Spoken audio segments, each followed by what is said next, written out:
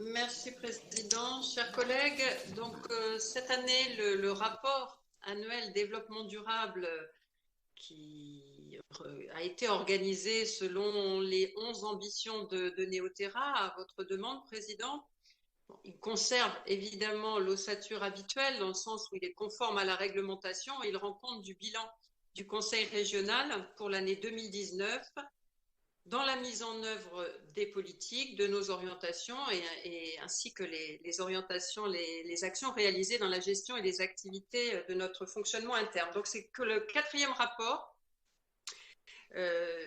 depuis la fusion des 3 anciennes régions, celui présenté en 2016 étant relatif à l'année 2015 et rendait compte de l'action des anciennes régions.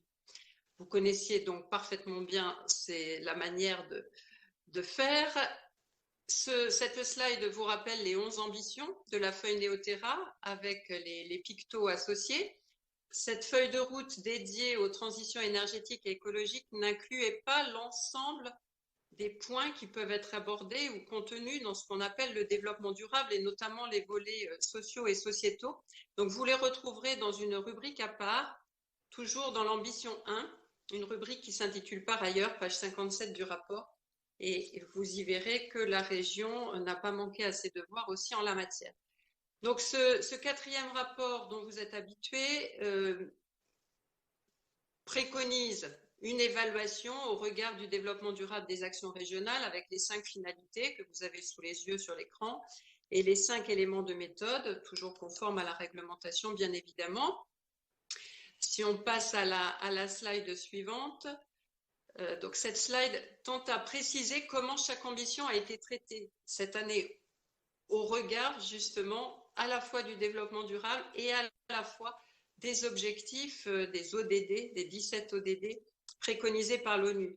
Donc vous avez sur cette slide un résumé de la situation avec ensuite une barrette qui précise en quoi cette ambition peut contribuer aux autres ambitions de manière indirecte, avec l'ensemble des ODD qui peuvent être prises en compte au sein de cette ambition, de manière directe ou indirecte, les contributions de chacun, bien évidemment. Et vous avez le diagramme circulaire qui indique à la fois les contributions, les finalités, les 17 ODD, celles qui sont concernées et ceux qui ne le sont pas, et les impacts positifs ou négatifs au regard de ces ODD.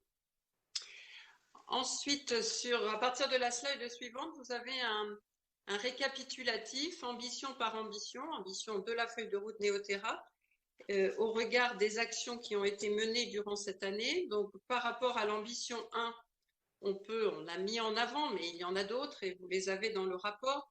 L'engagement citoyen pour accélérer la transition écologique dans le cadre des plans éducatifs jeunesse, qui permet toujours d'encourager les lycéens et les apprentis à devenir acteurs du changement avec un appel à manifestation d'intérêt, sciences grandeur nature, qui a pour objectif de développer la vulgarisation scientifique des enjeux biodiversité et climat. Deuxième point que nous avons mis en avant et qui entre dans cette ambition 1, c'est évidemment le rapport à Climatera, anticiper les impacts du changement climatique, rapport paru en 2018, mais qui a suscité une centaine de manifestations, de conférences, notamment le train du climat, au cours de l'année 2019.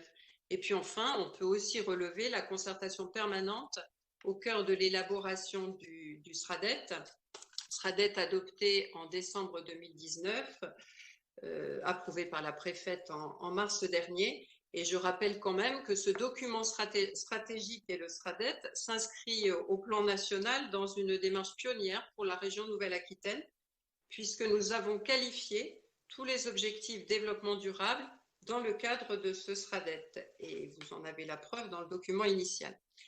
L'ambition de accélérer, accompagner la transition agroécologique. Donc, on peut signaler, peut-être mettre en avant le projet de l'association AgroBio Périgord, maîtrise de pratique en agriculture biologique, qui est donc d'aider les porteurs de projets lors des différentes étapes de leur installation, que ce soit l'accès au foncier, le financement par les banques, l'insertion territoriale.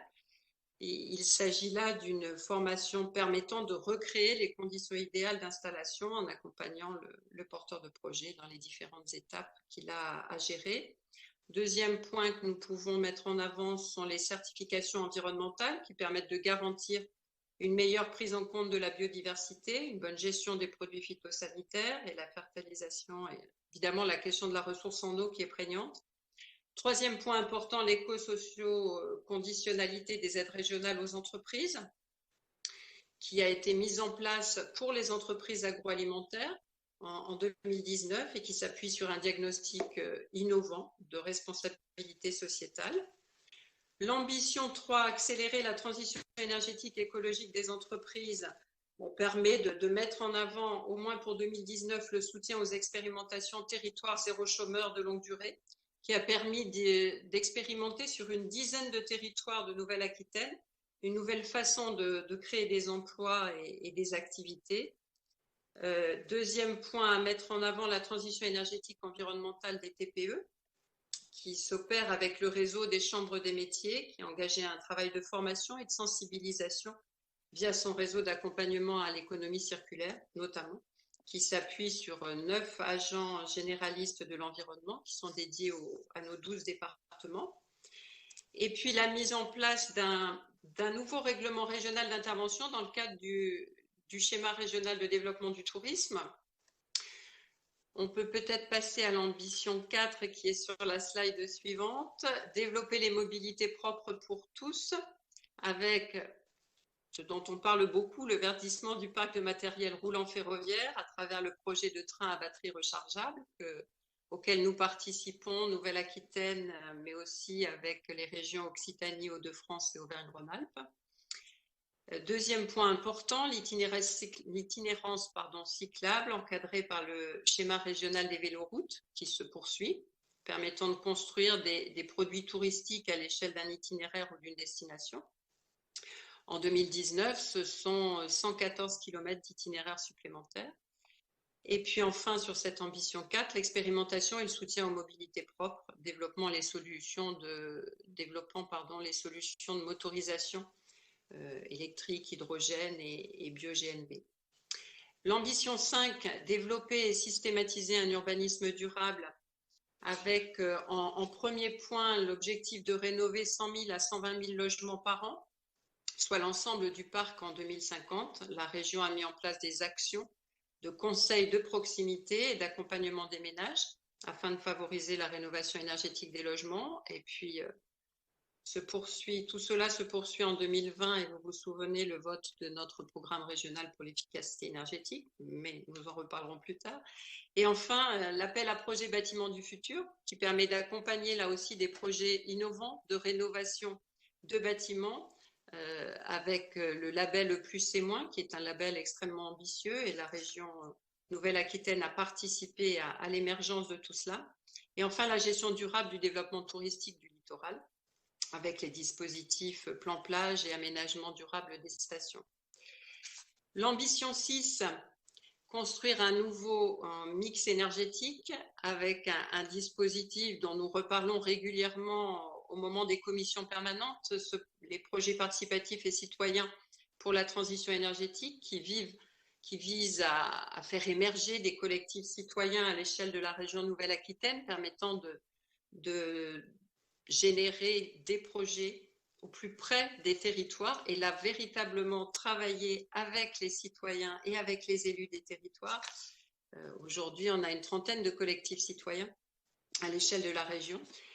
Et deuxième point important, favoriser le développement des énergies marines renouvelables. Notamment, on peut citer l'initiative au niveau du port de Bayonne, dans le cadre d'une convention de partenariat avec la communauté d'agglomération du Pays Basque, une étude des conditions de faisabilité d'un projet houlomoteur qui est en cours. Et enfin, développer la production d'énergie renouvelable au sens plus large, puisque la région a lancé dès 2018 un appel à manifestation d'intérêt pour soutenir un certain nombre de technologies innovantes. Et nous poursuivons ce travail-là, notamment concernant la méthanation, la gazéification, mais on pourrait citer aussi toutes les initiatives liées au photovoltaïque avec une approche systémique de la mise en place de ces énergies renouvelables, de ces projets d'énergie renouvelable.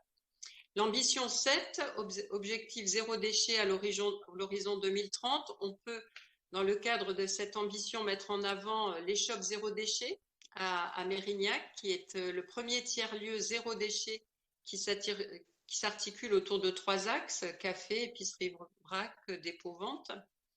On peut aussi mettre en avant le plan régional de prévention et de gestion des déchets, bien évidemment, qui a été adopté aussi en amont du SRADET et intégré au SRADET, qui a pour objectif de coordonner à l'échelle régionale l'ensemble des actions entreprises par les acteurs concernés par la prévention et la gestion des déchets. L'ambition 8, préserver nos ressources naturelles et la biodiversité. Là encore, un appel à manifestation d'intérêt est sorti en 2019, sortir des pesticides, qui a pour objectif de soutenir les territoires qui veulent s'engager dans la sortie des pesticides. Deuxième action qui peut être mise en avant dans le cadre de cette ambition 8, c'est cette action qui permet d'accompagner l'émergence et la structuration de réseaux pluridisciplinaires de recherche leaders au niveau nationaux, internationaux sur les thématiques stratégiques. La région a créé le réseau régional de recherche sur la biodiversité, par exemple. Troisième point, dans un souci de cohérence et de lisibilité et d'efficacité, après 3 années de travail, les 3 CEN ont fusionné pour donner naissance au Conservatoire d'espaces naturels de Nouvelle-Aquitaine. C'est quand même à saluer comme un aboutissement important pour 2019. L'ambition 9, préserver et protéger la ressource en eau, avec le programme régional Solus, qui est destiné à répondre aux enjeux du changement climatique et à la prise en compte de l'évolution des usages de l'eau, quantitativement et qualitativement. Le programme comprend actuellement un appel à projet sur l'innovation et le numérique pour la gestion de l'eau des entreprises du secteur industriel. Deuxième action inclus dans cette ambition 2, dans le cadre de la stratégie régionale de l'eau adoptée en juin 2018, la région a affirmé sa volonté de nouer des partenariats avec les établissements publics territoriaux de bassin, afin notamment qu'ils puissent relayer la politique régionale en faveur de la ressource en eau. L'ambition 10, préserver des terres agricoles, forestières et naturelles. Donc la région vise une réduction de 50% du rythme de la consommation foncière sur le territoire régional à l'horizon 2030. Cette volonté de penser un modèle de développement plus économe en foncier a été réaffirmée avec Neoterra. Et en 2019, plusieurs actions ont été identifiées et mises en œuvre par la région pour accompagner les territoires à l'atteinte de cet objectif de sobriété foncière. Enfin, toujours sur cette ambition 10, le projet Carbopolis, qui est un projet issu de la réflexion conduite en Nouvelle-Aquitaine pour le développement de la bioéconomie, affiché par la stratégie nationale bas carbone. Il va permettre la mise en relation entre entreprises et propriétaires forestiers. Son ambition est de créer un processus de compensation carbone entre les acteurs du territoire, qui sont d'une part les entreprises voulant réduire leur carbone résiduel et d'autre part les propriétaires forestiers. Et enfin l'ambition 11, la région Nouvelle-Aquitaine, une administration exemplaire dans la transition, avec là encore 3 points mis en avant cette année. L'action d'homogénéisation du parc informatique, c'est quand même pas rien en termes de fonctionnalité de la région. Deuxième point, partager l'information et introduire le travail collaboratif au sein de ces services, tout en facilitant à la fois le travail à distance, et on en voit pleinement l'intérêt aujourd'hui, et le travail d'équipe en interne ou avec des acteurs externes. La région offre aux agents des outils et des moyens utiles à l'échange d'informations, comme un portail collaboratif et la création d'outils de gestion de projet en lien avec le portail pour suivre des phases, les jalons et les ressources. Enfin, en cohérence avec la feuille de route Neoterra, la région a intégré une démarche éco-responsable dans la plupart de ses actions, notamment pour les achats. En 2019, 46% du montant des achats réalisés par elle intègre une disposition environnementale, et la distribution également d'objets promotionnels qui contribuent à véhiculer l'image de notre région.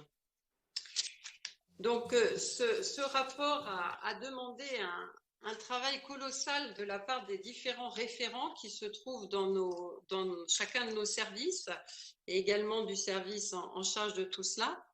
Et vous avez sur cette slide la mise en perspective de cet exercice d'auto-évaluation avec la mise en évidence des éléments qui peuvent y contribuer. Donc, je le rappelais précédemment, les objectifs développement durable qui ont été intégrés dans le SRADET.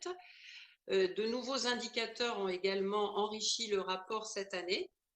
Et notamment, à partir de la page 266 du rapport, vous avez des schémas consolidés avec l'ensemble des ODD présentés dans le rapport et pour chaque action, la prise en compte de ces ODD, les effets de l'action en positif mais aussi en négatif, ce qui permet d'identifier évidemment les axes de progression. Et sachez qu'en 2019, 122 actions réalisées contribuent positivement à une ou plusieurs cibles des objectifs développement durable. On peut mettre en avant aussi ce réseau de référents développement durable que j'évoquais précédemment en les remerciant. Ces agents qui se sont identifiés dans chacun de nos services pour faire remonter ce qui pouvait se passer au sein du service. Et ceci existe depuis 2017 en région Nouvelle-Aquitaine. Ça permet un travail en réseau, des réunions régulières et nous nous réunissons chaque année une journée entière pour travailler et identifier les axes d'amélioration à la fois au sein du réseau, mais aussi dans l'écriture de ce rapport. Cette année, nous avons davantage de représentation graphique dans le rapport pour essayer d'illustrer la pertinence et l'exhaustivité de nos actions. 3 exemples, on peut peut-être passer à peut-être Françoise, essayer de conclure parce que on est dans un long tunnel. J'en suis à la fin, mais c'est vrai que si on veut mettre en exergue les 11 ambitions développement durable, ça amplifie encore le propos. Donc, 3 exemples qui ont permis de dynamiser notre prise en compte exhaustive des ODD dans le cadre de notre rapport cette année. D'abord, la démarche transversale qui a été engagée justement dans la construction de la feuille de route Néoterra. La construction du SRADET également, on en a reparlé ce matin avec une approche systémique quant à l'aménagement du territoire et puis à la prise en compte du développement durable. Et enfin, on peut terminer par ces actions qui ont été menées par le comité régional des acteurs du COPTEC avec ces 2 réunions plénières de 2019 qui montrent le volontarisme justement de poursuivre le travail aux côtés des acteurs de la région avec un comité régional des acteurs dédié à la finance durable en mai et puis en décembre sur la construction durable. Et enfin, je terminerai parce que c'est un point important pour l'ensemble des acteurs de la région, notamment ceux qui s'impliquent au niveau des SCOT. En lien avec l'Adréal, nous avons mis en ligne un site qui intègre justement une boîte à outils qui permet à ces porteurs de SCOT au niveau des territoires néo-aquitains d'intégrer au mieux les objectifs développement durable au sein de leurs travaux. Voilà, merci, j'en ai terminé. Mais on ne présente pas plusieurs centaines de pages en 2 minutes. Merci.